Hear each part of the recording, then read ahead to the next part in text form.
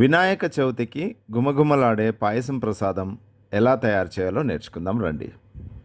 ముందుగా స్టవ్ వెలిగించుకుందాం, కడాయి పెట్టుకుందాం ఫ్రెండ్స్. ఎందుకంటే సేమియాని కొంచెం వేయించాలన్నమాట నెయ్యిలో. కొంచెం నెయ్యి వేద్దాం. సో ఇందులో 200 గ్రామ్స్ బాంబినో వేద్దాం.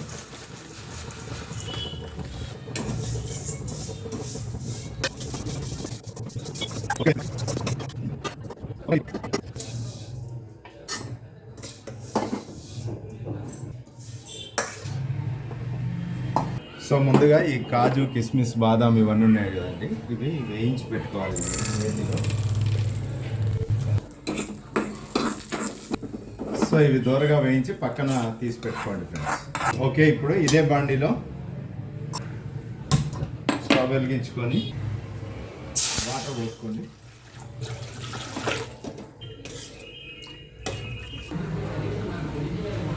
సో ఇప్పుడు సేమియా వేసేసుకోవాలి.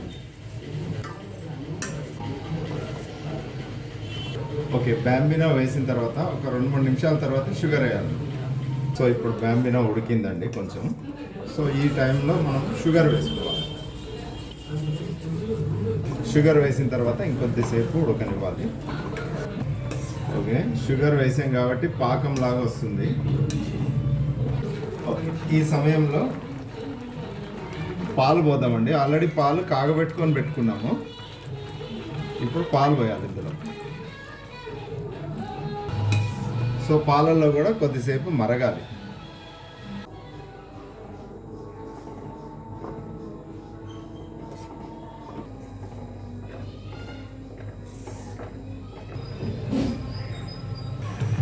సేమియా పాయసం కంప్లీట్ అయినట్టేనండి. ఇప్పుడు మనం డ్రై ఫ్రూట్స్ వేసుకోవాలి. ఇంతకుముందు వేయించి పెట్టుకున్న డ్రై ఫ్రూట్స్ను వేసుకోవాలి.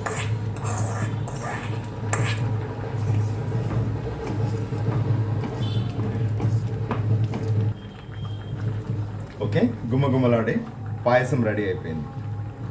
ఒక 2 నిమిషాలు ఆగేసి ఓకే, ఇప్పుడు స్టవ్ ఆఫ్ చేసుకోండి. పాయసం రెడీ అయిపోయింది, దించేసుకోండి. పాయసాన్ని గిన్నెలోకి షిఫ్ట్ చేసుకోండి.